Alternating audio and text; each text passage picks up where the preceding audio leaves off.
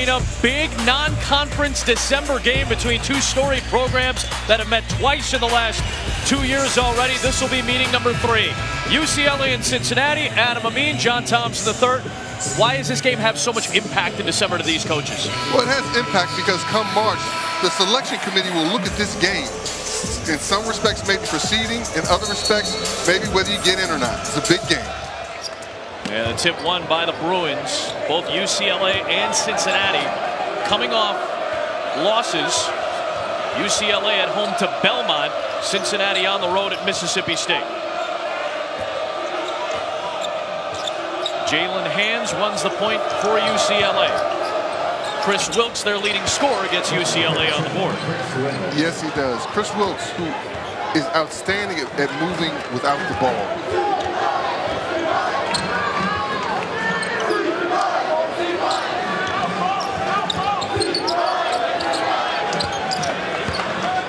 Doug, Sean, really good win for North Carolina State against the top 10 Auburn team. We bring you over to Cincinnati, Ohio, where Trayvon Scott of Cincinnati has just tied this game at 2 apiece. Chris Wilkes, UCLA's leading scorer, has the 2 points for the Bruins. Adam Amin, John Thompson III. This is a high-level non-conference game in December. Why does it have so much impact to these two head coaches?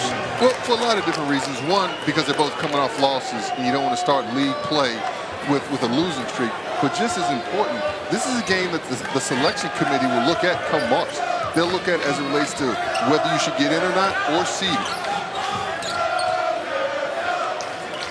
Chris Wilkes has all 5 for UCLA. This is Jaron Cumberland, Cincinnati's leading scorer. Keith Williams with a tough shot, and it's cleared out by Cody Riley. Hands to Prince Ali. And there's big Moses Brown, and it's stripped away by Williams. Williams into traffic. Good deterrence by Hands.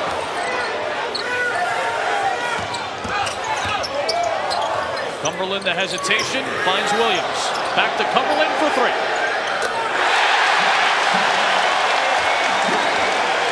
Five up here in Cincinnati. Nice, unselfish play right there by Williams. He had an open shot, passed it up to give it to the leading scorer for a better shot.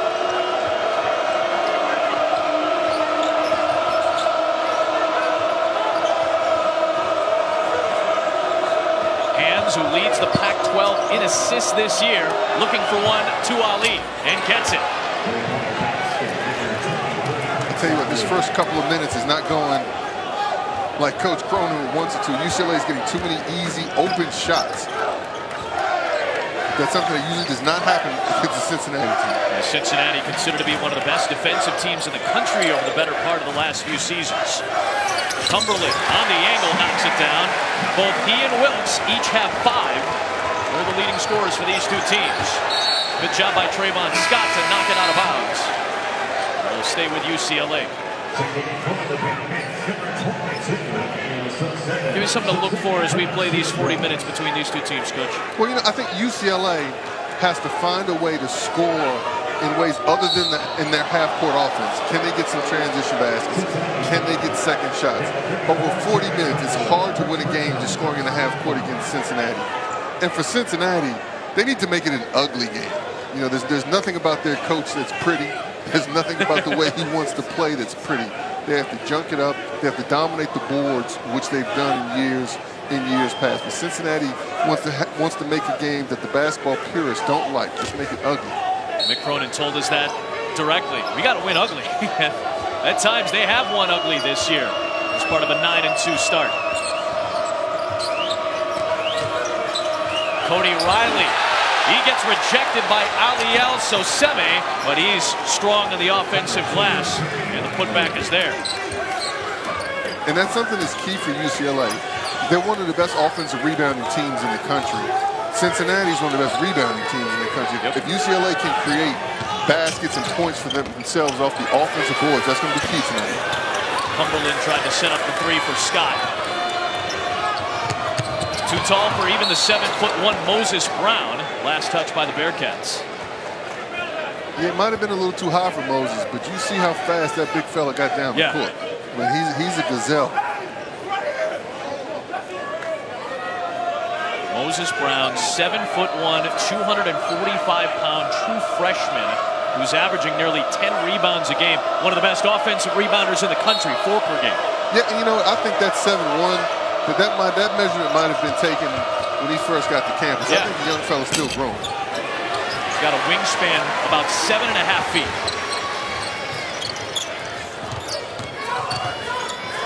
Good defense by Wilkes on Cumberland. Jennifer. There is Moses Brown clearing the defensive glass for UCLA.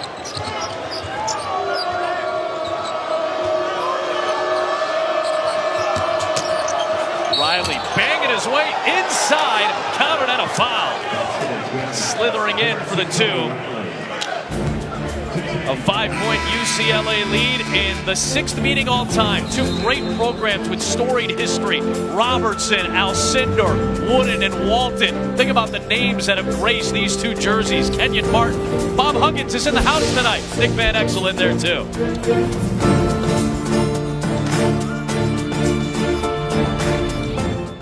College basketball is brought to you by NHTSA. Drive sober or get pulled over. Man, think about the dynasty that these 2 teams created in the late 50s with Cincinnati to UCLA through the 70s. Of course, they met in 1962's national semifinal. No three. This is 25 years before the three-point line was in place in college basketball. Cincinnati with a late bucket to take a 72-70 lead. Turnover by UCLA. That was en route to the 2nd of 2 straight national championships won by the Cincinnati Bearcats. However, Oscar Robertson was not on either one of those Cincinnati teams. A lot of people don't realize that he had gone to play in the NBA at that point. But the Cincinnati dynasty, 5 straight Final Fours, led right into the UCLA dynasty of 10 straight Final Fours. Without a doubt, as you said, they dominated the early 60s. You know, the first team, as you just said, to go to 5 straight Final Fours, and the Big O didn't win one. Isn't that nuts? I don't think people would necessarily realize that. Now, he was part of 3 consecutive Final Four teams, 59, 60, rather 58, 59, and 60, but he was not part of those national teams. Kane Broom ends up missing the jumper for Cincinnati as he comes in off the bench. You know, it'll be interesting here. Cincinnati's playing their matchup zone, which is their primary offense. But UCLA is getting a lot of easy open shots. It'll be interesting to see if Coach Cronin goes back to just a straight man-to-man. I mean, their zone, they call it the 25, is a matchup, and UCLA so far is picking it apart. Moses Brown lost it on one end, got the defensive play on the other end, and then gets the 2 on the way back up the floor. You're not kidding. He's 7'1", 245 listed, but this kid moves really well up and down the floor. Really well. Really well. He's someone as slight as he is, he's fairly aggressive. I mean, he came all the way out to the top of the circle to deter that last play by Cumberland.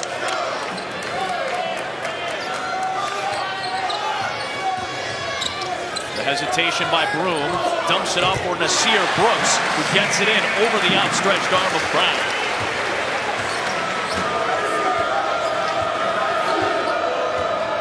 Cincinnati stays in that matchup.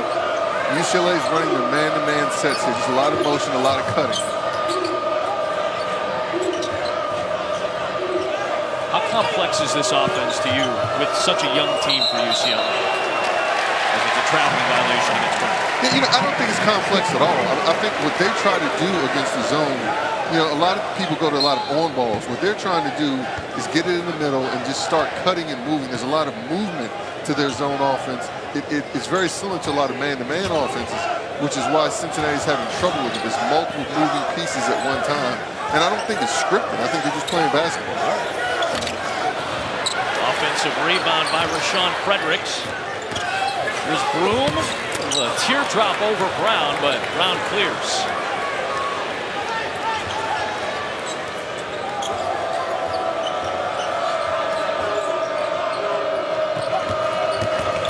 Wilkes trying to flip it up with some English. Transition triple, Cumberland.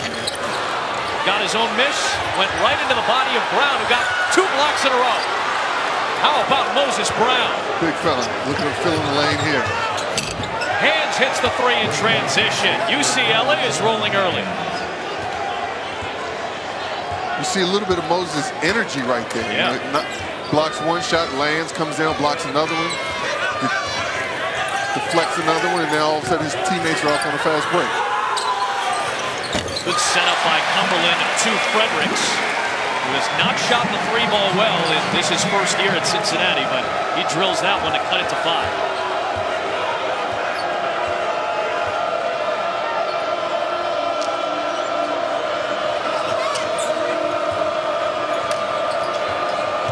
Cumberland, the strip from Hands.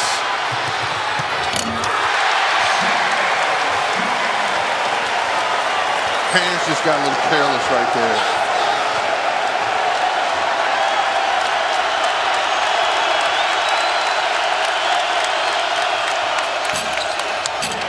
Hands missed the three. Boy, this place, renovated and all, is rocking. Yes, it is. Saved by Brooks against Brown. Got it to go and a foul.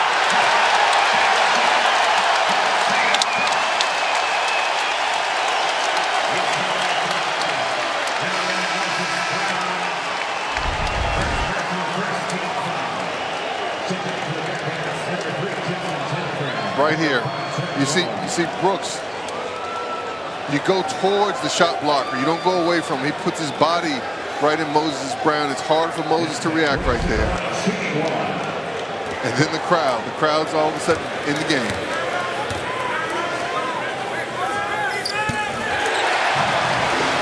Run to tie the game for Cincinnati.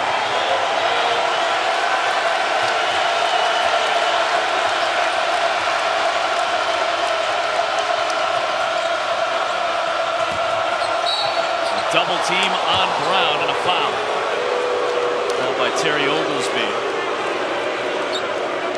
Go against Trevor Moore.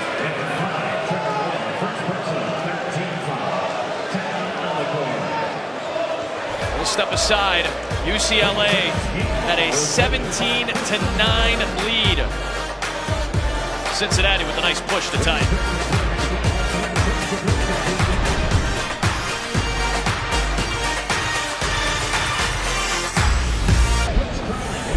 You're watching the American Conference on ESPN. Cincinnati out of the American, hosting UCLA. They're back home for the Bearcats, but this past weekend they were in Starkville, Mississippi, where Mick Cronin delivered a little bit of a gift to Trayvon Scott this holiday season.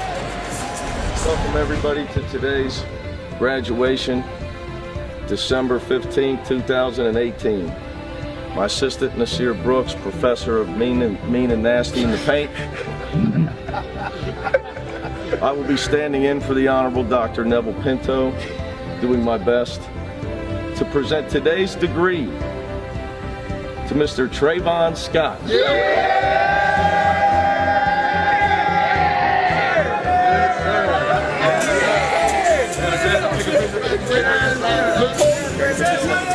So before the game in Starkville, Mick arranged for the graduation ceremony right after their shoot-around.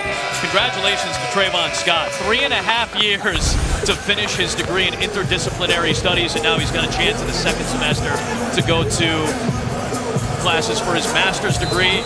For those who are unfamiliar, he went by Trey Scott for a couple of years. Mom said, hey, you got to go by your full name, but congratulations to Trayvon. No, and that was a great thing that Mick did. And Trayvon looked very comfortable right there. Nazir looked very comfortable. Mick, on the other hand, he was a fish out of water. You didn't see Matt Stilton, dog. Chris Smith misses a three for UCLA. 8-0 Cincinnati run to tie the game. This big night for these two programs. Moore rattles home a three, and Cincinnati on an 11-0 run has its first lead. So now UCLA has to get back to that movement that they had to start the game. We noted earlier they got a lot of easy shots, just a lot of cutting and movement. The offense has been a little stagnant the last few possessions. Wilkes ended up taking a three with still 16 on the shot clock. Now he'll draw a foul here. You see like UCLA settling a little bit from the outside. No, without a doubt. And not just settling from the outside. Settling with quick shots, and they're a little more contested now. So they need more movement. Early on, they had a lot of flow, a lot of movement, a lot of cutting. And Cincinnati's zone was getting a little lost. UCLA is, they're in the half court, they become a lot more stagnant. They need more movement. They're very lucky right there.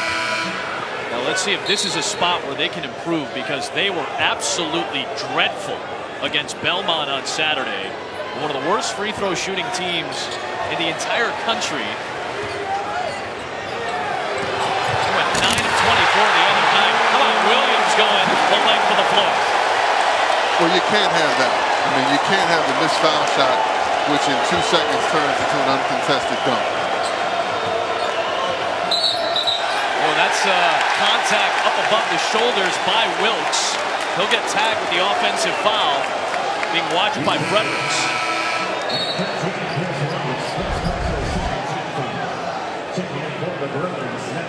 Just transition defense right here. You can't let the Bearcats get this off a foul shot.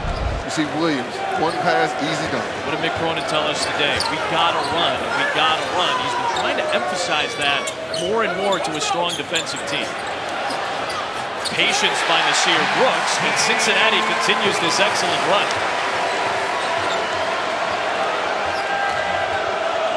This is a 15-2 spurt right now for the Bearcats. Smith leans into one. Williams saved it. Good effort by the sophomore from Brooklyn.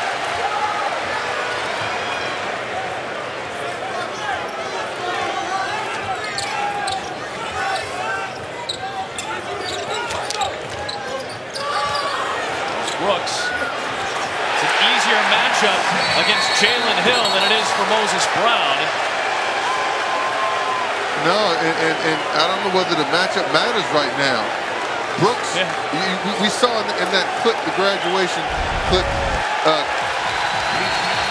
Mick called him the Minister of Nastiness. Well, he's getting nasty down there. Yeah. Just pivoting into his shot, creating the space for himself. Hey, this is my territory right here. They got to figure out how to slow him down. If not, Mick's going to keep going to the big fella inside. Timeout, UCLA.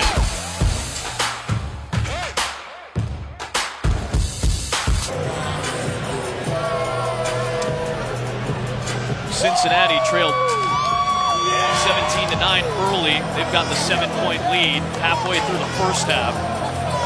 Both coaches talked about the expected physicality of this game, and sure enough, we're starting to see it more and more as this game goes on. No, during this last stretch, Cincinnati has imposed their will. The last couple of possessions going inside to Brooks, and Brooks is just too big, too strong, creating space for himself, going up, poised, gathering himself, and they're not going to stop that. Yep. And that little spill right there, get up, fellas, keep playing, come on. Officials did take a look just to see if there was any extracurricular activity. There was not. None at all.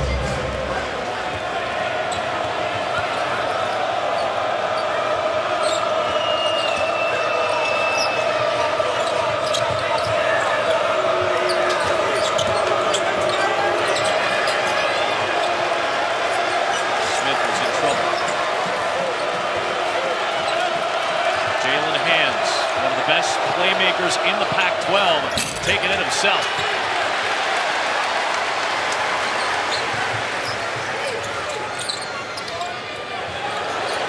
Quick trigger three from Moore. And a foul on the floor called against Moses Brown of UCLA. Lead, nope. It'll be against Brooks of Cincinnati. As he was battling, and Steve Alford was asking the official about the clarification on that as well. I think there's some confusion right now. Or at least the players are confused. Everyone thinks it's Cincinnati's ball.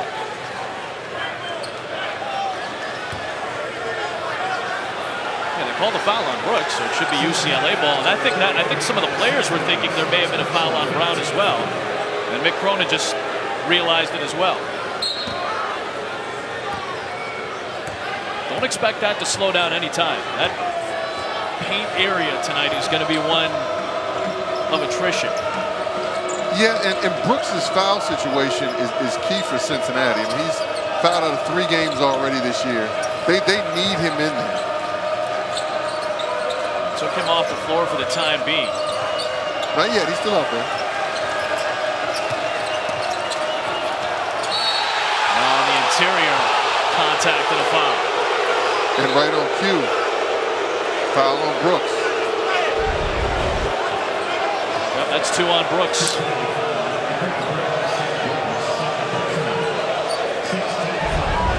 He swipes down, which is why the ref calls it. If you go straight up, hand straight up in there, he doesn't call that. When the refs see you swipe down, they call that foul every time, whether it's a foul or not. Often talking about the plane of verticality. Trying to make sure you stay straight up on plays like that. Brooks, who's had a really rock-solid first half with 9 points thus far, goes to the bench. And he's got to be smarter right there. He knows he just picked up one down the other end. Riley hits a pair. That'll be a sight for Steve Alford's sore eyes. Cumberland just triggered one and knocked it down. He's into double figures. He was not a very good three-point shooter his first couple of seasons. He's really developed into one of the better ones on this team. His percentage, he leads the AAC in three-point field goal percentage. Shooting a career high 43%. This will be a foul going the other way. And he's put in the work. You know, you come in as a freshman, you work on something, and now he's extremely confident. His teammates are confident. He's catching the ball there. It's just sizing people up, raising up, putting the ball in. He's got the green light. Yeah. He can put it up whenever he wants. And that's a liberating feeling. He's already taken 57 three-pointers this year. Jennifer, he knocks one down. Everybody getting into the act now for Cincinnati along with Cumberland. And Jennifer, the senior, is another player whose percentages of shooting has gone up with each year. And a traveling violation against UCLA. Jules Bernard can't believe it. Mick Cronin's team trailed by 8 early. They're up by 11 here. USC fans, this is the moment you truly all been waiting for.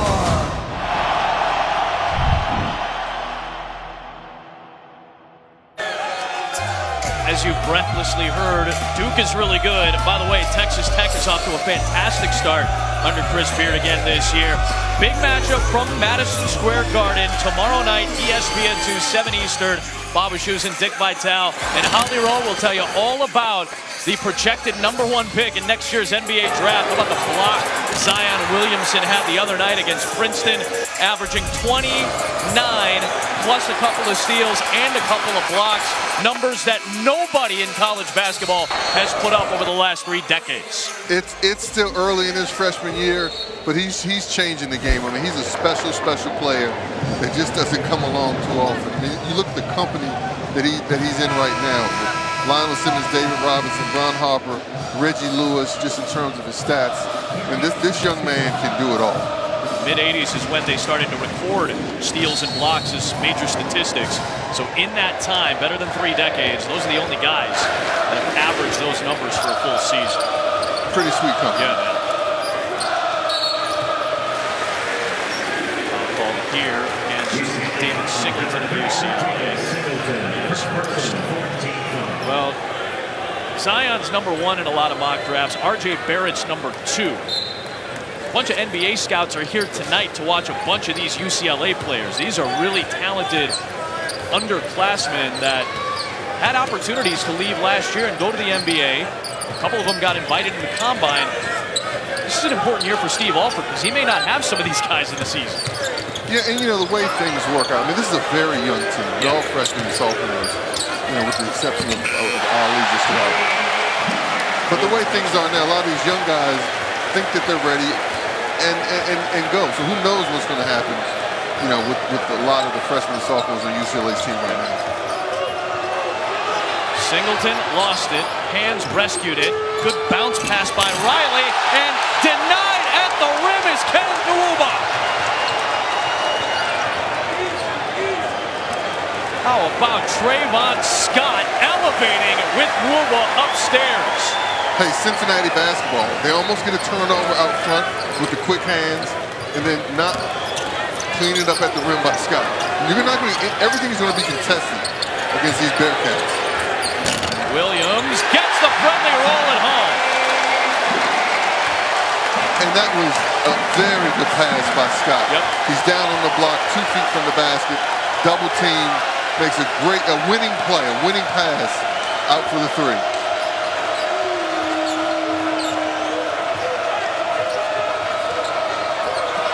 Singleton rattles a three home.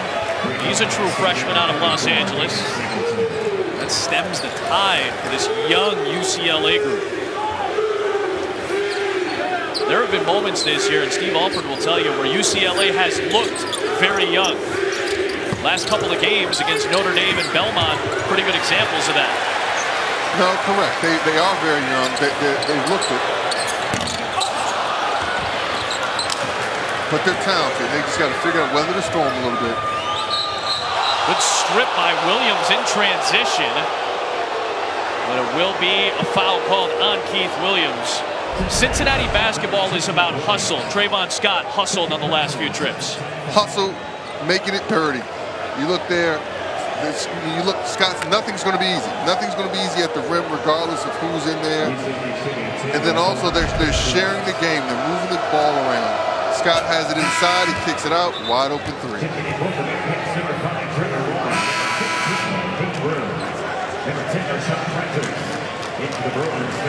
Sean Fredericks will grab Scott. Jennifer will go to the bench as well.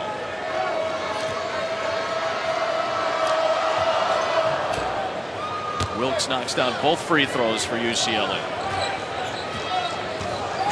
That's what Coach Alford was saying.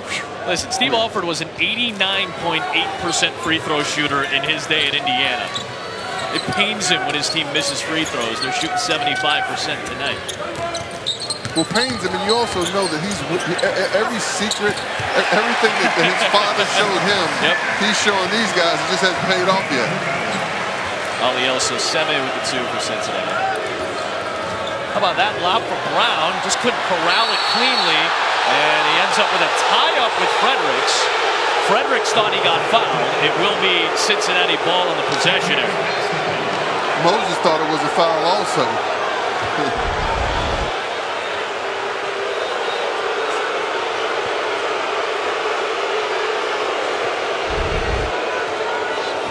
Two guys going for the ball.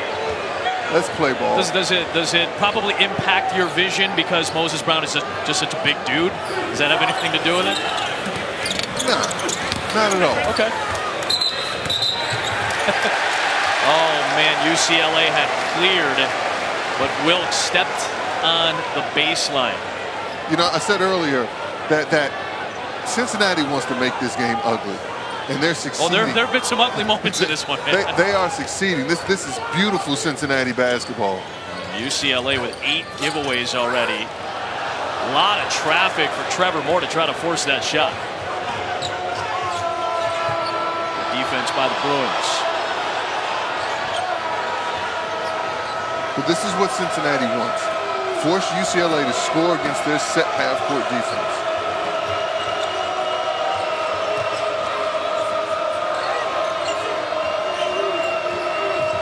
Bruins are one of their last 7 from the floor. Can't get a good look late in the clock. Ali forced it up, and it'll go over the backboard to Cincinnati. Well, you see that possession is a key possession to watch. Everyone who touched the ball looked like they took 2 or 3 dribbles trying to create for themselves. And then once they didn't have anything, they kicked it to the next person who then took 2 or 3 dribbles. Early in the game, UCLA was passing, cutting, moving, and they were getting open shots. Now they're standing around watching one person dribble. Sometimes they're having success, but more often than not, they're not.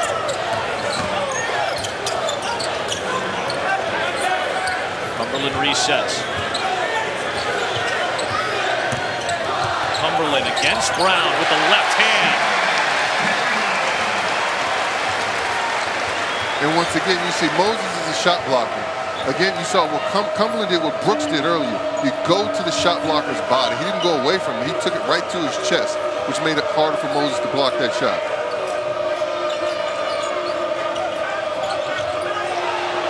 Brooks kept his footing. Tried to throw it to Riley, and Cumberland picked it. Ooh. Cumberland and Prince Ali getting tangled up. A foul on the floor. When Cincinnati has been at its best under Mick Cronin, they play dirty, and that's a good thing. They get nasty, they get deflections, they get steals, they run the floor. And since being down by 8 early in this game, they've done all of those things to take a 15-point lead here in the first.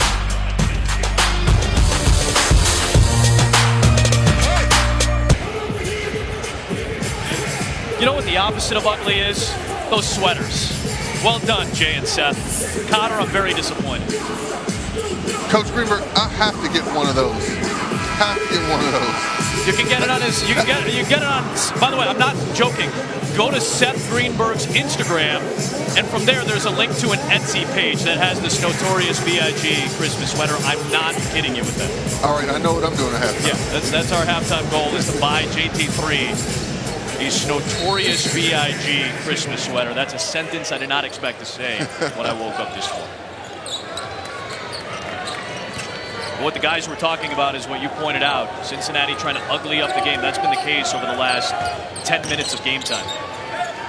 No, without they're getting everything they want. The rebounding, the second shots. Cumberland with a good look, sinks that one. He's having a big first half of 14. You know, players play. You know, last year, coming into this year, they lose Gary Clark. Yep. They lose Kyle Washington. They lose Jacob Evans. Well, what is it? It's Cumberland's turn, and he's stepped up to the plate. He's stepped up all year. He's definitely stepping up tonight. Evans on the Golden State Warriors. Gary Clark getting some good minutes as of late with the Houston Rockets. Playing very well with the Houston Rockets.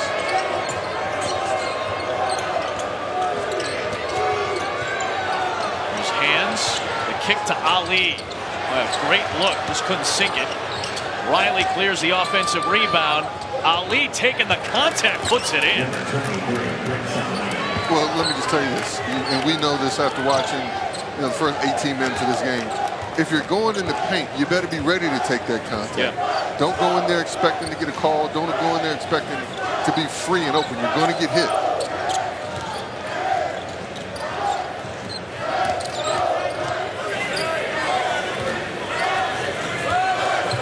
Here's Cumberland. Step back. Tough shot. And Brown making contact with Soseme. No foul call. It'll stay at this end of the floor. Yeah, no foul call, but that's Cincinnati basketball. You know, you see them in there. Cumberland misses a shot that he can make. Bearcats crashing the boards, creating other opportunities. And that's pretty good against one of the best defensive rebounding teams in the country in UCLA. There's a defensive rebound for Riley. That defense gets back and gets set. Good denial by Soseme against Brown. Couldn't catch it cleanly because of that deterrence. No, well, the same thing. On penetration, you're going to get contact. When they try to lob it up to Moses, a lot of times he's free and clear. He's not going to be free and clear today. He's got to put his body in there and go grab it.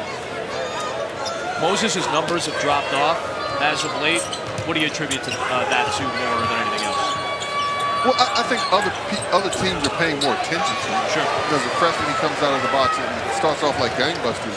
Now he's getting a little more attention in the scouting report. The opposition, the guys that are going against him, are ready for him more. So Seme forced one up. Cumberland comes out with it. Takes the contact, and he'll go to the free throw line. But the first half of Sharon Cumberland. 2 offensive rebounds right there for the Bearcats again. It feels like every possession they're getting a second shot. Cody Riley picked up his second foul.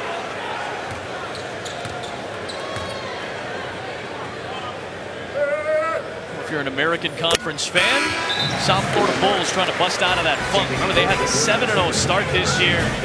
Made a lot of changes. Blake Barnett's been banged up, but they'll try to snap that skid at home at Raymond James Stadium. Marshall got paid a cool $300,000 to play Virginia Tech a few weeks back. They get to their bowl game under Doc Holliday. It's the Bad Boy Mowers Gasparilla Bowl. Another sentence I was desperate to say when I woke up this morning. 8 Eastern on ESPN tomorrow night. That kind of got me excited too. Good. I'm glad. Gasparilla Bowl. That's the point of the sponsorship. Wilkes with a good pass to Singleton. And that will be a foul against UCLA. That'll be Brown's second foul. And Mick's been working. Mick's been working that call for a few minutes now. You know, Moses is aggressively pursuing rebounds. Cincinnati's boxing him out. He's been over the back a couple of times. That's probably the first one they've called. There's a lot of scouts, as we mentioned here tonight. That's definitely one of the targets. Moses Brown, who's so raw, but seemingly has so much upside with all the size and the ability to expand on a skill set. Potential. You know, potential. His potential and his upside is limitless. It's not there right now. You know, one day he has a chance to be a very good basketball player. He has to learn the game. He has to continue to grow. He has to fill out. You know, but you know, it just comes down a lot of times. These guys are drafted strictly on potential. Right now, Moses has a lot of potential. Jared Cumberland with the huge first half, 17 points, gets a breather with a minute to go. Logan Johnson, the freshman, is in. There's Wilkes with a good look. Boy, in and out. Nothing's easy. Nope. Freshman Johnson comes in. He's going to be really good one day. Can run the team, poised. You know, and you know how I know he's going to be good? Mick was all over him in practice. Yeah. And just trying to get him ready, building him up before eventually he's going to turn the reins over to Johnson. As you mentioned, this is an 18-point game right now. One of the biggest reasons why is a guy who's really stepped into his own this season, Jared Cumberland. Big-time player, and as I said earlier, he knows it's his time. At both ends of the court, he's getting it done. Offensively, he's making shots. Defensively, he's aggressive. And he knows that he's the leader of this team. They're going to follow his lead. He sets the tone at both ends for the Bearcats. Starter for a second year now. Cumberland, a guy who did not shoot particularly well from outside his first couple of seasons and has become a 40+% three-point shooter, averaging 16 a game. He's had 20+ 4 times already in this young season. He's en route to that again tonight. Yeah, and he's someone who was Rookie of the Year as a freshman. He's Sixth Man of the Year, you know, and so he's garnered attention in this conference. He's back in, offense, defense, sub. There's the offense. Cumberland adding on. 19 in the first half for Jared Cumberland. He's strong. He gets going downhill. He dips that shoulder. It's hard to stop him.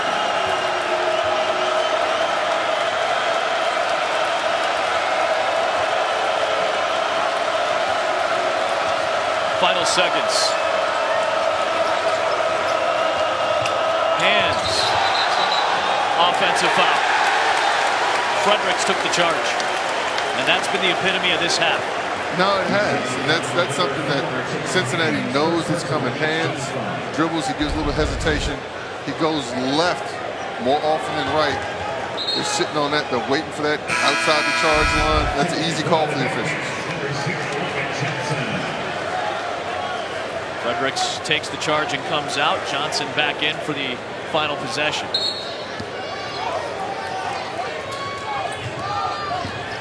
Johnson into traffic.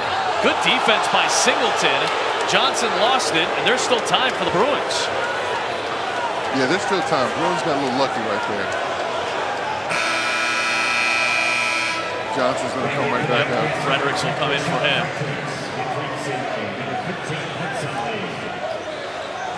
Oh, they'll keep him. Broom will go out instead. Yep.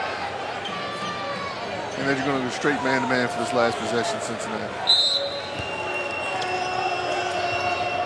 There's Here's Wilkes. He'll get it off over Cumberland and somehow get it to go. They will check it, but that should stand and count.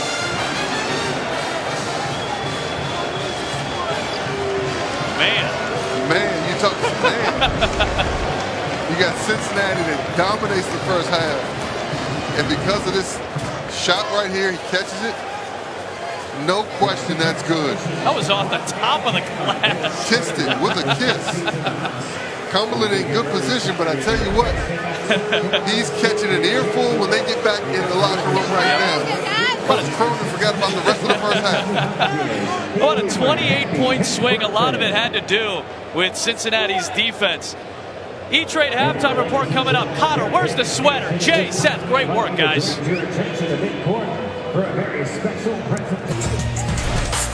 Welcome you back to Cincinnati, where it was a, I'm sorry, that's just great. 28-point swing, early 8-point UCLA lead. Cincinnati led by as many as 20 in that first half. Adam Amin, John Thompson III back with you. Mick Cronin talked about the defensive end of the floor before the season began. This is a great defensive team last year. He thought this could be an even better defensive team this year. That was maybe their best half of defensive basketball. No, I think it was, and they come at you in waves. And Mick has preached the last couple of days, we have to get back to Cincinnati basketball. You know, we're not going to win pretty. He knows that. We're going to have to come at you. We're going to have to create offense with our defense. We're going to have to pound it inside. We're going to have to make everything that you do difficult. We're going to have to get out and transition. And we're not going to just score in the half court. We're going to score in the half court as well as every other kind of way. And so without a doubt, you know, following a tough trip down to Mississippi State, they've been on point so far here today. Other side, let's not forget, this is the first true road game for a UCLA team that's full of underclassmen. And over the last few games, at times and for various stretches, they've looked a little younger and younger. Yeah, you know, it seems like as the half progressed, they forgot how they were having success early. Early, they were chopping up the Bearcats. And then all of a sudden, the offense got really stagnant. They just started standing around, trying to penetrate against the set defense and having difficulty. Now, coming up in this half, they can go back to more movement, more cutting, and not just trying to score off of dribble penetration. Maybe they can have some success again.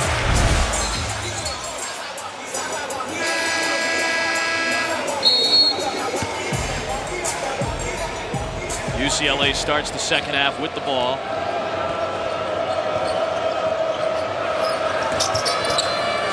Cody Riley taking it into the teeth of the defense, where Nasir Brooks and Trayvon Scott were waiting.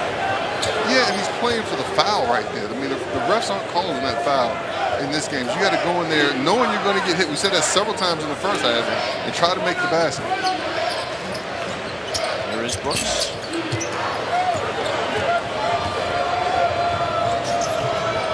Hands to Wilkes. And Chris Wilkes has been the spearhead of this UCLA offense this year to get this team back into it.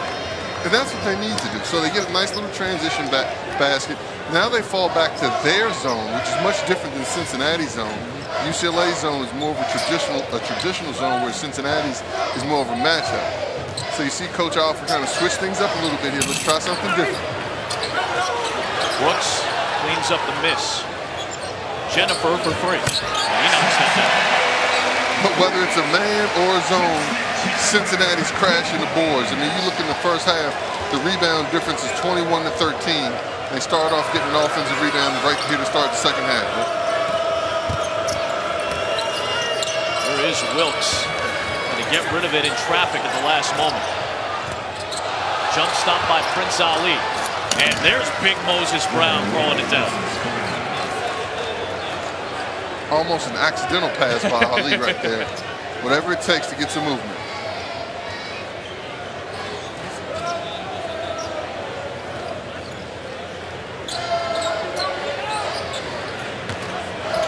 Scott against Brown. Draws the third Moses Brown foul. That comes at the 18:09 mark. If UCLA stays in that zone, Cincinnati's going to keep getting right in the heart of it, right in the middle, and let that person make a play. Now we'll see if sooner or later Coach Cronin will get Cumberland or someone like that in there. You know, Scott's a perfect person to be in there, who can make it play for himself as well as kick it out, and that's a passing position right in the middle of that zone as well as a scoring position.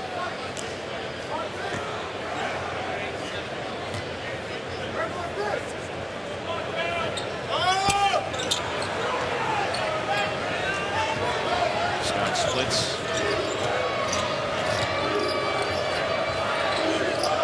Wilkes was stripped. Cumberland runs it down. Too long for Jennifer. Active hands, you don't see that too often.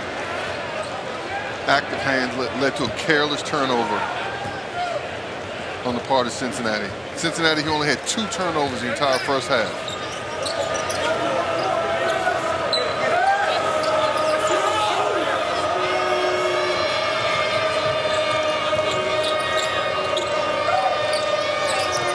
Wilkes in all sorts of trouble. Found Ali for 3. Stagnant offensive possession, 1 shot.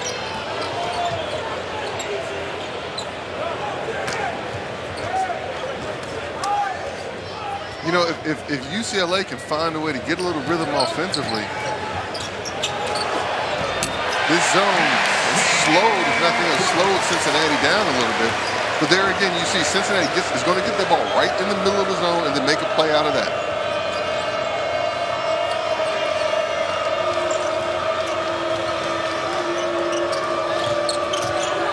Wilkes to Brown. Offensive foul drawn by Jaron Cumberland. Against the zone, Cincinnati's going to keep trying to attack the middle, get the ball into the middle. That middle position is a passing position. Brooks drops it off to Scott. Scott gives it right back to him. Easy bucket. Now a little pressure from UCLA. They're trying to slow Cincinnati down further. Cincinnati's going to go right back to the middle of that zone.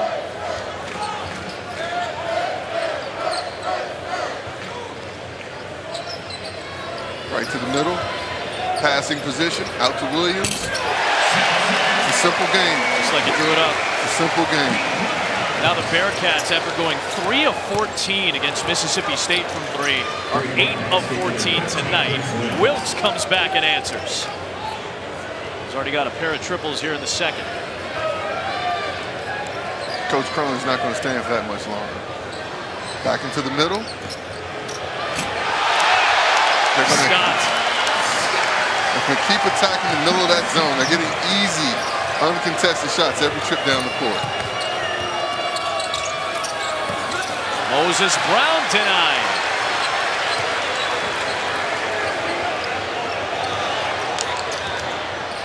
Jennifer trailing for 3. That's a smooth stroke.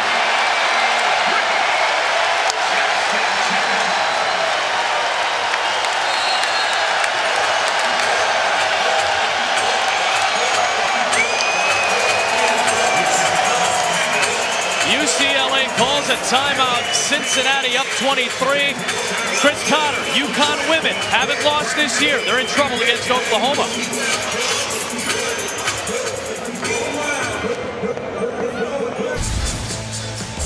Great history between UCLA and Cincinnati going back to their meetings in the Final Four.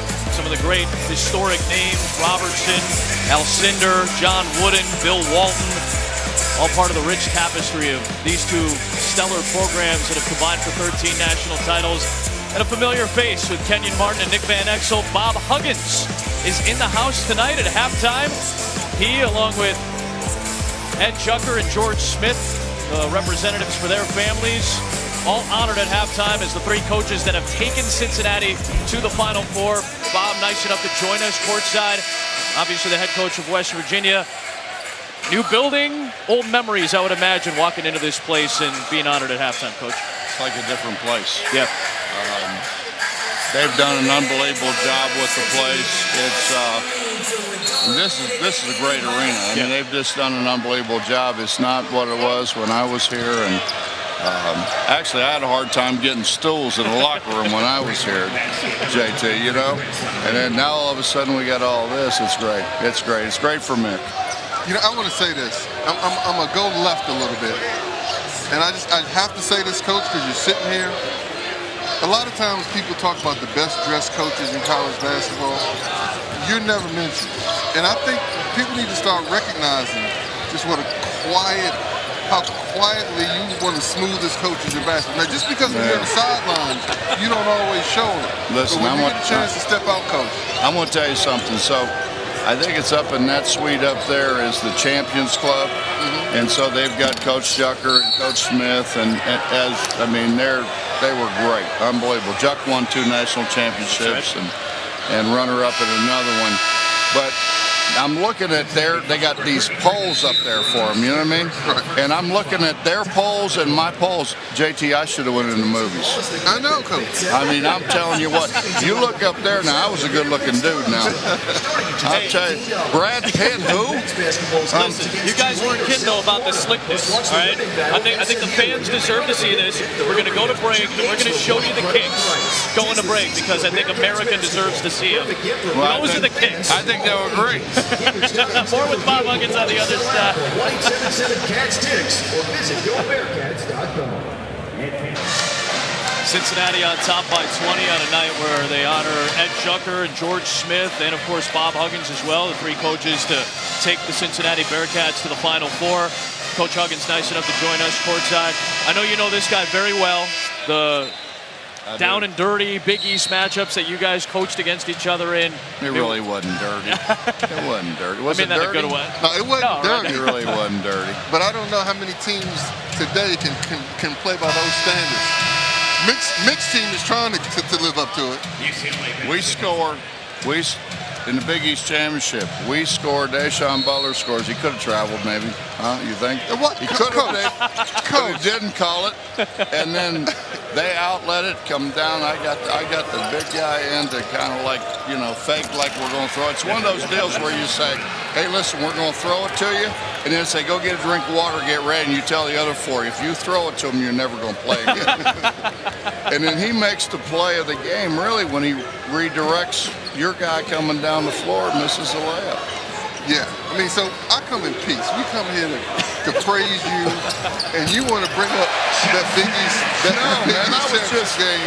That's not true, man. I was just trying to, hey, I don't do this. You know what I mean? I don't know what to do. I'm thinking, find something to talk about. And I want to point out, Coach, that you said, not me, that Deshaun might have walked. Could have. It could have. I can't wait till you share the text message you I get from didn't Deshaun say tonight. he did. I said he could have. And even if he walked, it was a hell of a shot after that. Oh, big time shot. Big time shot. There's a deep one from Hands. What are you seeing from Cincinnati as you've watched them here tonight? You've got a chance to maybe get a look at Mick's little team. Well, it looks to me like the 2-3 zone just changed the whole game. Yeah. I mean, they were playing man. It was back and forth, and Mick went to the 2-3. Really doing a great job in the 2-3 and making shoot it over top of them. And as JT knows as well as I, you want guys to shoot it over top of you. You don't want them to get open looks. You don't want them to, obviously drive by you. And they got Cincinnati's gotten great looks. UCLA has not gotten great looks. And I think that's the difference. Bob Huggins with us, 399 of his career victories at Cincinnati. A big chunk of those with Mick Cronin by his side as an assistant. He started with you as a video coordinator. What do you remember most about Mick when he started with you? He bothered me. He was one of them dudes that's like, hey, you need to look at this. I'm doing this, man. And he kept, hey, you need to look at this. I'm like, Mick, listen, let me do this, and then we'll look at this. I tell you what, though, and I've been busting Mick's chops a little bit today, but I tell you what, he was an apt pupil because I see a lot of similarities between your teams and how tough and how hard his teams are, Coach. Well, you're seeing it kind of play out tonight, Yeah, there's no doubt.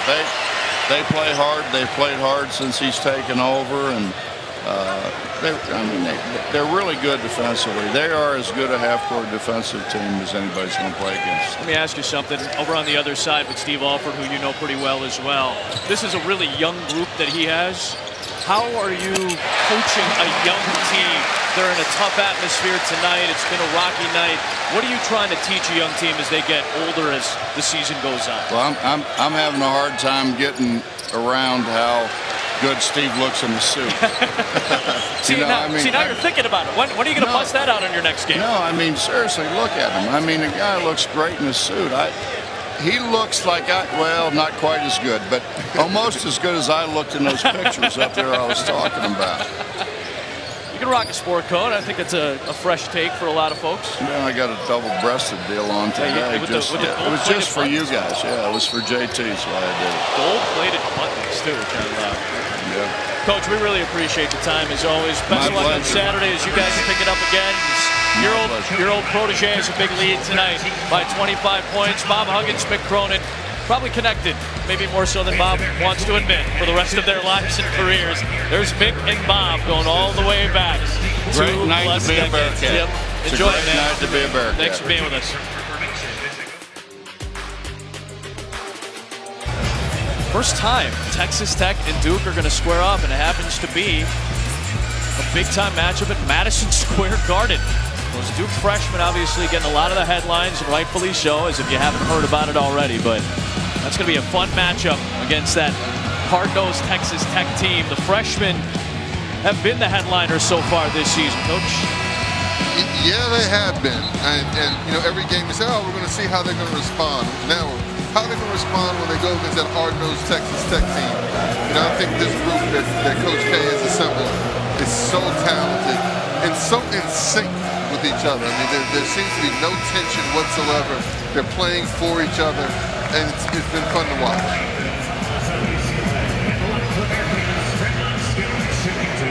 Over the last few minutes, Cincinnati has bulged the lead up to its largest.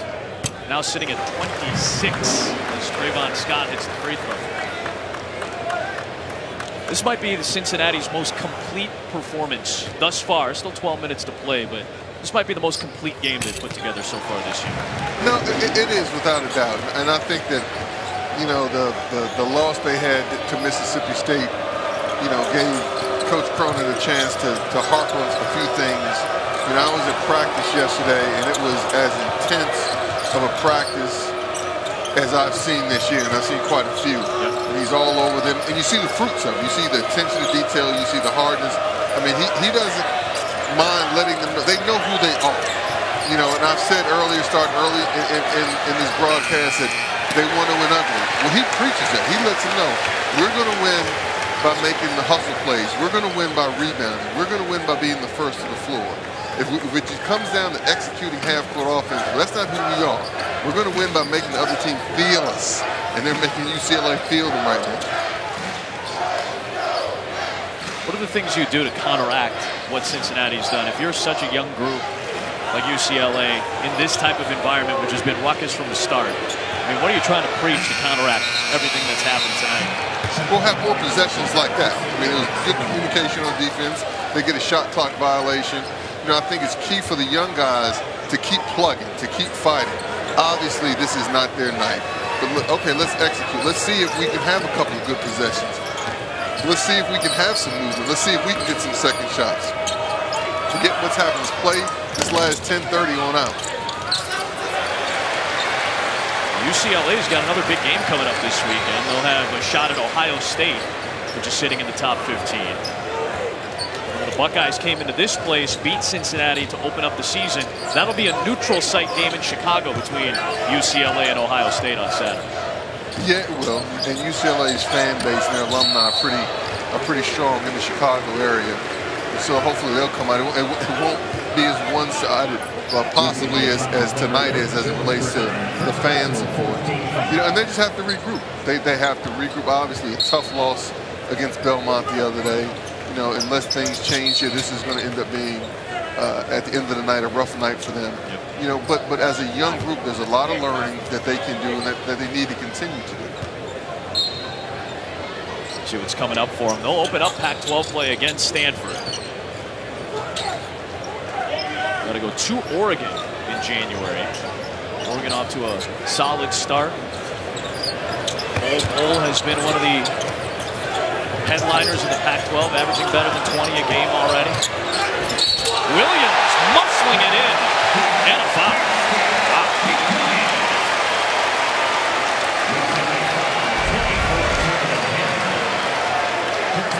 Chief Williams going right right down Broadway, anticipating the contact, embracing the contact, and going for the old-fashioned three-point play. You know, this is a young man. I was at many of Cincinnati's practices last year, and Nick was all over. Nick was all over him every day. And you see the growth. You see the comfort level that Williams has this year that he didn't have last year. You see the confidence that his teammates have in him that they didn't have last year. Big-time player out of New York. Brooklyn kid. Good friends and play with Moses Brown. That's right. Both New York guys. Yep. Moses played at a pretty good program at Archbishop Malloy. But you see, I mean, Williams just exudes that toughness that Cincinnati basketball is all about.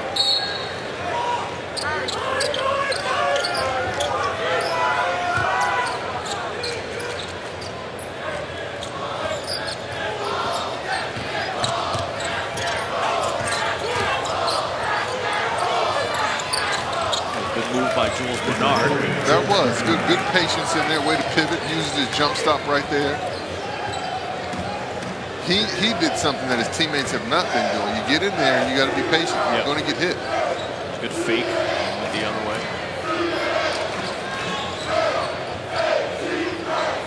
We talked about the impact of this game before the game started. It's hard to gauge. These are two unranked teams. So casual college campus. It's that type of night. Williams just banked in a three. A casual fan may not be able to gauge what 7-3 means to UCLA, what 9-2 means to Cincinnati. Right now, Joe Lunardi would have Cincinnati pretty solidly in the NCAA tournament. By the way, I'm saying this with the massive caveat of who cares about bracketology, strictly for the sake of context in December. Right. UCLA would still be kind of on the bubble of making the tournament right now. So that's how we gauge this game, and that's the barometer of the impact of this game right now. No, exactly. And as we said in the open, this is an important game because of what's coming, what's happening in March. After you get through league play, what are the other games that the committees are going to look at and say this is of importance?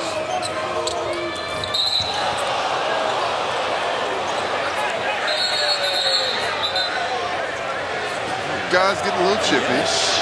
Jalen Hill in the thick of it with Nasir Brooks. Cumberland also. Yeah, they got to hold Jaron Cumberland back a little bit.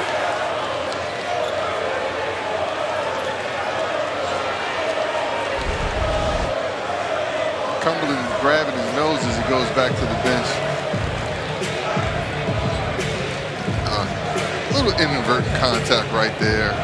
No big deal. Bumped into Cody Riley. Cumberland plays for Mick. He's used to that. The managers and the walk-ons hit him harder than that in practice every day. I wonder if they're going to take a look at Riley and his arm coming down. Jared Cumberland. You saw, as you mentioned, Coach, Cumberland kind of rubbing at his nose a little bit, so I'd be curious if that's what they're looking at. No, that is what they're looking at. And he caught him. I didn't mean to imply that he didn't catch him right there. Yeah, I didn't think. I got to see it again. I didn't see it. I don't think it was intentional. Yeah.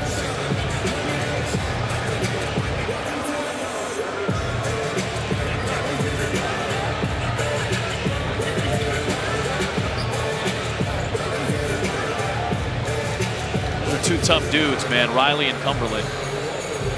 They call Cumberland the freight train. Meanwhile, Riley, a guy who had to miss a few games because he took a Moses Brown elbow to the jaw in late October during a practice and had to miss some time. Yeah, I don't think that was intentional. I don't right think there. so either.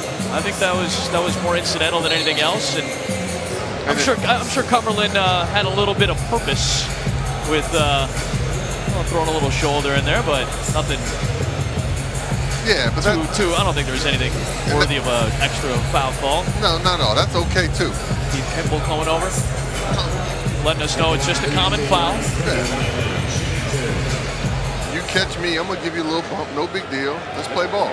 It's a second on Cumberland. So I tell you what though, his teammates, the freight train, that's the perfect nickname for him. We've seen him in straight freight train mode going to the hole today. 22 points. Second time he's had 20 plus in the last 3 games. 5th time overall. Riley smoothly knocks down a couple. That's a good sign for him. That's a good sign. 50% foul shooting, knocked down 2. UCLA is also not at full strength right now either. Alex Olashinsky is out. He's been out since before the season started with surgery in September on a stress fracture in his right foot. They're hoping to have him back soon. Cumberland comes back and hits another 3. He's got 25 tonight. Yeah, and Hands has to be more disciplined right there. When they're setting a little baseline screen for Cumberland and he tries to go over the top, you have to lock and trail. You have to stay right on Cumberland's hip. Cumberland read that perfectly. He saw Hands cheating, and so he just bounced back. Wide open shot for a guy who's rolling right now. Cumberland's career high came against Western Michigan. It was 27 points. He's a bucket away from tying or surpassing that. Shot clock violation against UCLA. Crowd to its feet here at the renovated Fifth Third Arena.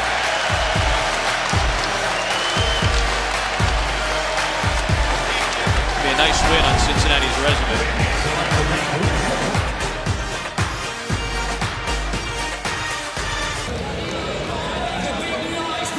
Season high 12 3-pointers for Cincinnati tonight. 4 of them belong to Jaron Cumberland, who has a game high 25 points tonight. And ladies and gentlemen, if you didn't know, now you know. This guy Cumberland is the man. He's scoring in every kind of way in transition. You see the freight train right there, putting that big shoulder down, getting to the rim. Step back threes. He's scoring. He can score and has scored today in every way possible, and is always in attack mode at both ends of the court.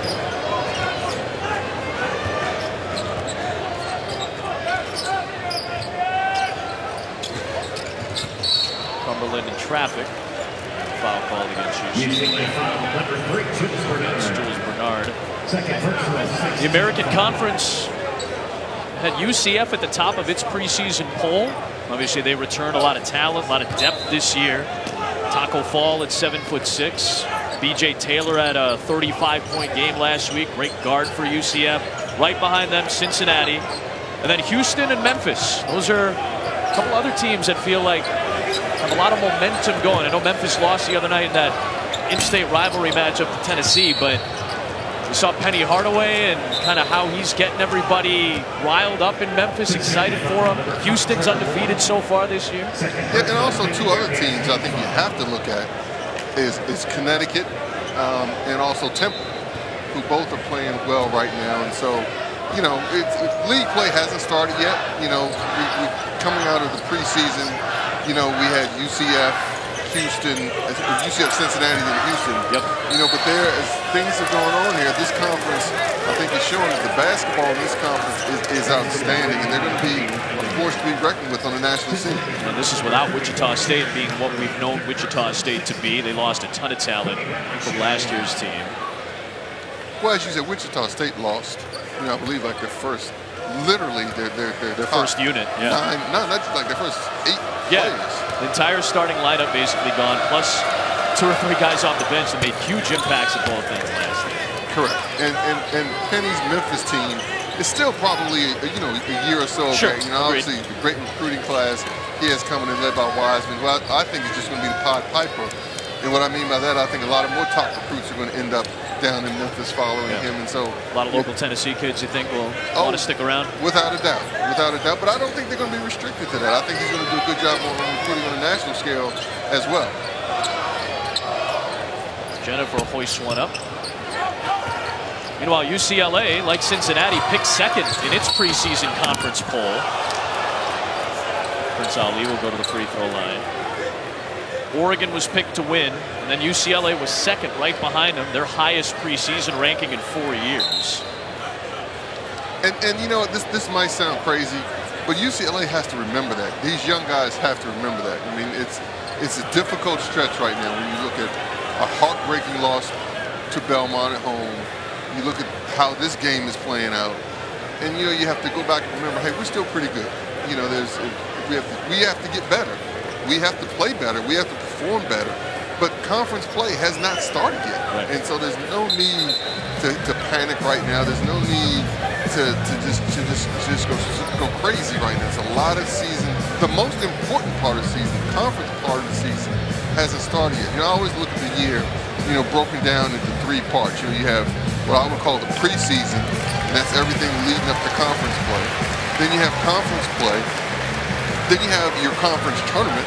And then if you're fortunate enough, then you have postseason. So they're just in the first phase right now. They have a lot of time to turn things around. Justin Jennifer being helped off, kind of clutching at his hand or wrist. He was down. Helped back towards the bench.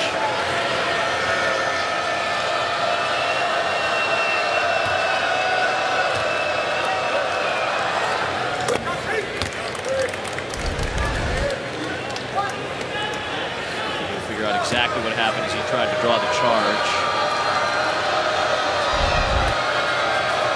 Maybe while he was going backwards when he was maybe trying to hold himself up, prevent himself from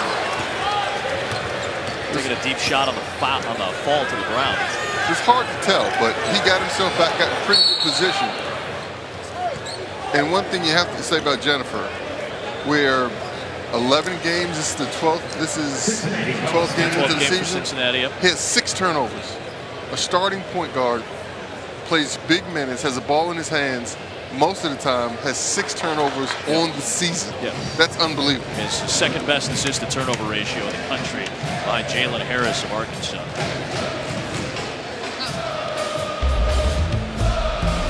Well, if you haven't checked this out, Earn Everything is streaming exclusively on ESPN+. We bring that up because Duke's got a big game tomorrow night against Texas Tech from Madison Square Garden that you can see right here on ESPN2. 8-part series, behind-the-scenes look at this young group, highlight freshmen of this particular class for Duke, and the rest of the squad as they try to get back towards the top of college basketball. It's streaming exclusively on ESPN+.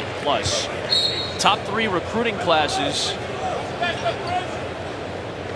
in the country this year: Duke, Kentucky, and then this UCLA class. They were number 3 behind those 2 groups.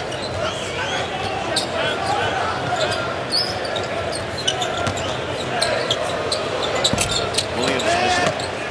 I'd be curious how the Pac-12 looks going forward. Arizona State's got a big game against Kansas this week as Brown dunks it. That'll be a nice barometer for Bobby Hurley's team this week. No, without a doubt. Like I said, we're wrapping up the preseason with some big games right here, and it's all of these teams have to get to a point. I'm thinking of UCLA where we know how we're going to skin the cat. We know how we're going to win games. Right. Because in conference play, it might be too late to figure that stuff out. So they still have a couple of contests just to figure out, okay, this is what's best for us. Hands picks up the foul. Second personal 17 foul. Colorado's off to a 9-1 start this year. Tad Boyle doing it again with that group. Be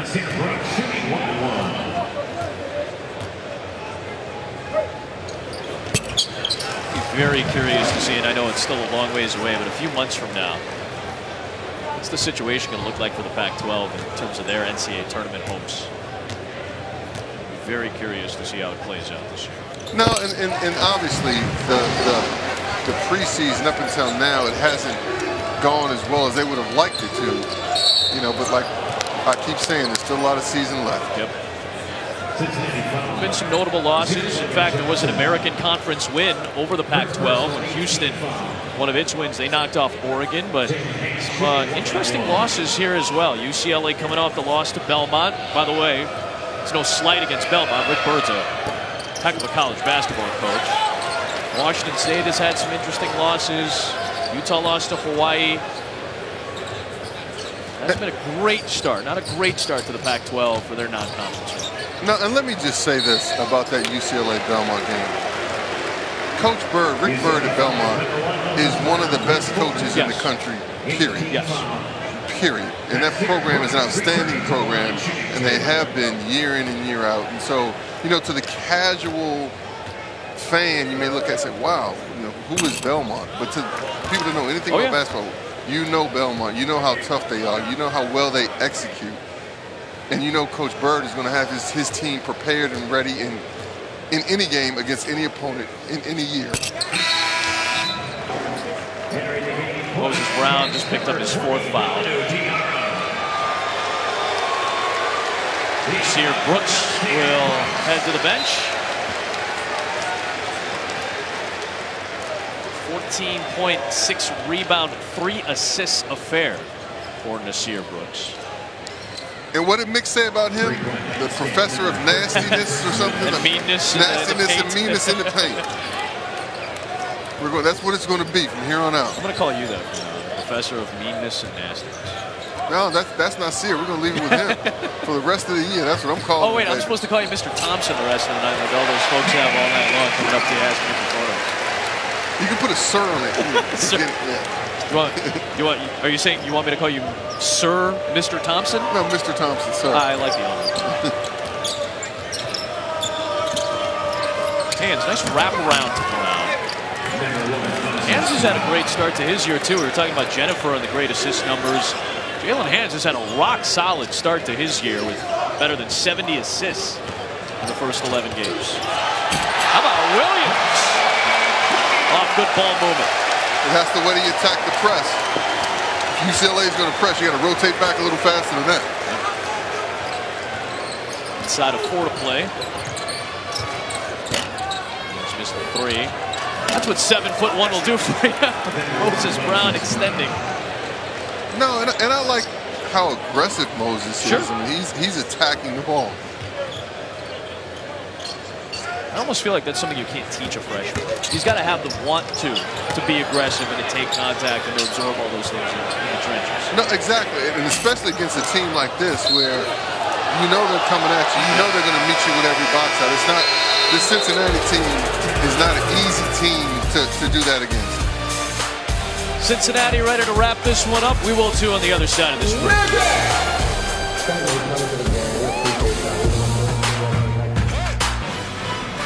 10 days away. College football playoff semifinals. Clemson, Notre Dame in the Goodyear Cotton Bowl. Alabama, Oklahoma in the Capital One Orange Bowl all day. Coverage on ESPN. We'll have it for you 10 days from now.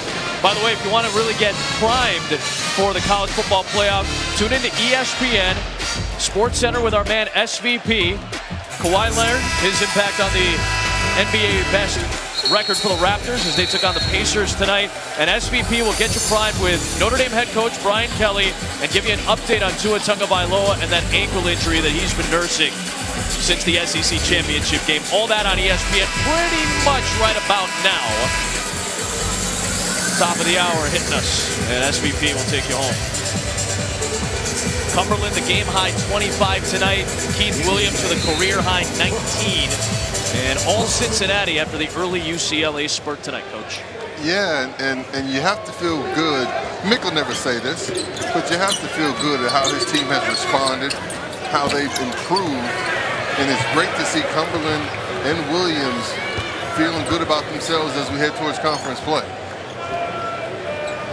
You know, I said a few minutes ago, when you hit conference play, you want to have everything figured out. Yep. This is how we're going to skin the cat. This is how we're going to win. Well, Cincinnati knows. They know how they have to win games. Diarra in the game. This is Jim.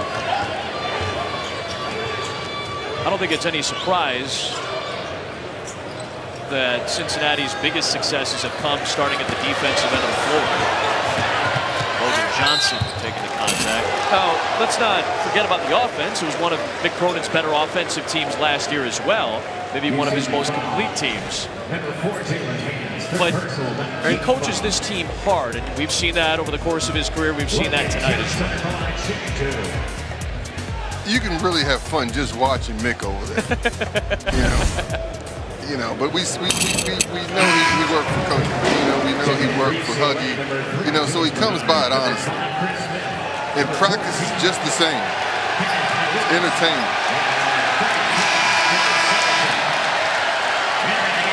Sam Martin's going to check in for Mick Cronin. You see that? Excellent list. Those are the only 6 teams to make it to each of the last 8 NCAA tournaments. It is very slim company. Now again, what's the criticism? They haven't gotten out of the second round in 6 years. That's obviously the goal is to get to the Sweet 16, something they've done once. It is. The better part of the last 8 years. It is, but you look at the consistency, and you look at, we're talking 6 programs at 8 years that have gone. You know, it's something that just doesn't happen. Sam Martin, the walk-on, gets the assist as Logan Johnson, the freshman, puts it in. It's, the big ovation from the crowd had to do with Martin. You know, and the crowd, rightfully so, just erupts when Martin gets that assist right there. But you should see him in practice. I mean, look at Martin. He's all over the place. Comes up with the steal, pushes it. You know what? But I saw that all day in practice. Yeah. And I saw that all day in practice. So his teammates, you know, the crowd gets excited. His teammates understand that's who he is every day. He's a player. He just doesn't get a chance to play in the games. Well, John Coase, another walk-on from Cleveland, will come in now. Martin and Coase both getting time in this blowout. I want to digress for a second. You know, we showed the clip a few seconds ago of the many faces of Mick Cronin. You know, at some point, we got to get a clip of him with his longtime assistant, Antoine Jackson. And they decided to come dressed as twins. Twinsies tonight? Yeah, they did. Cute.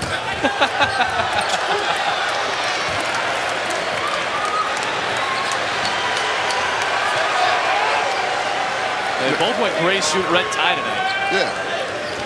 Why don't we have that type of relationship where we're going to wear the same clothes? Next game we I was going to say, next game we'll call you up. Next game we'll call each other. I'll send you photos. It'll be great.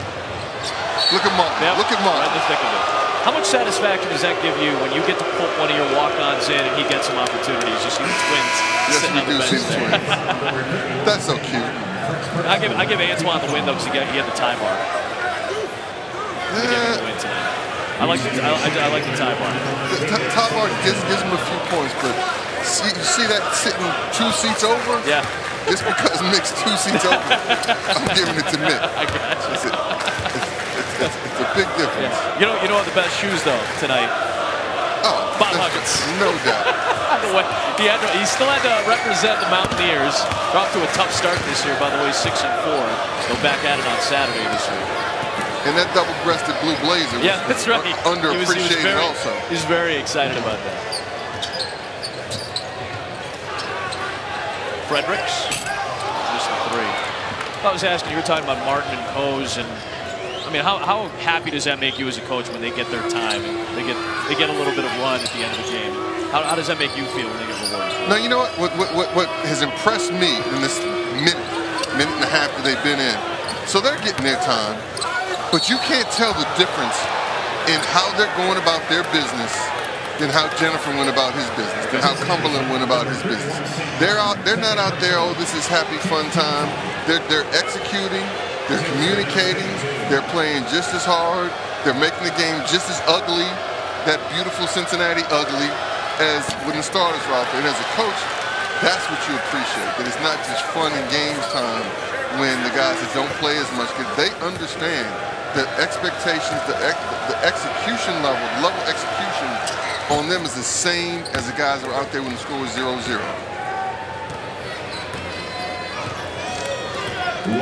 Three Bruins in double figures tonight, led by Wilkes with 21. Brown added 12. Cody Riley quietly a double-double tonight with 11 points and 10 rebounds.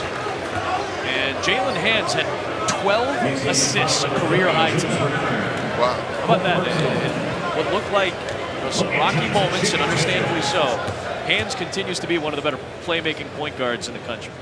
He does. And with 12 assists, you know, he's done a great job of that. I mean, he is the first UCLA player early in the year to have 10 assists 3 consecutive games in a row. And so now you throw a 12 assist game to that. You know, he's distributing the ball. It has to be different, in my opinion. He's dominating the ball with his dribble and then making the decision whether he's going to shoot or he's going to pass. I said earlier, I think they need a little more movement. You know, but the young guys have to learn that. The young guys have to understand that, and they will. They're going to go back, they're going to watch film, they're going to study. And Coach Alford will make the necessary improvements for them to get better and improve as they head towards conference play. A good barometer game tonight for both of these teams as we close out non-conference play in the next couple of weeks. Yeah, and I'll tell you what, Cincinnati just let the rest of the AAC know we're still here. We lost a lot last year, but we're still here.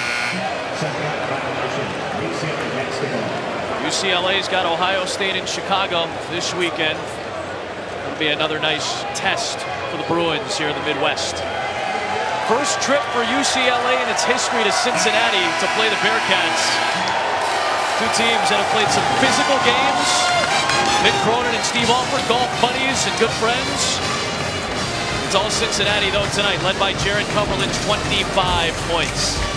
93-64, Cincinnati with the win.